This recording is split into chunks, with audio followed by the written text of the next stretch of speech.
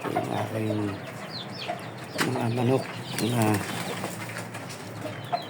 range na mga alaga ko na manok sa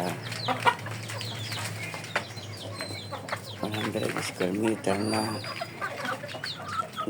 lugar. Ito yung bagong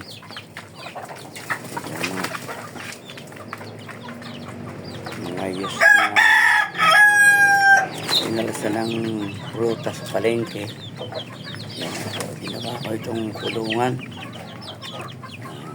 Pati dito sa baba, dalawang brooder para sa sisiw.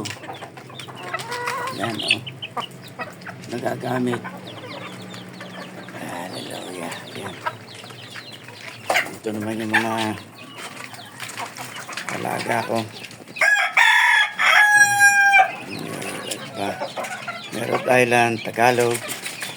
Yan, iba-ibang klase ng mga manok. Yan,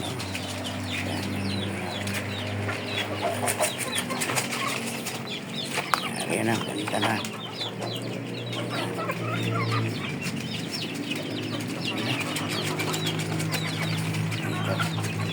So, malapit na itong alpasan. Malapit na. Bukasan yan dito. Dito yan binubuksan, sa lugar na ito. Dito may open.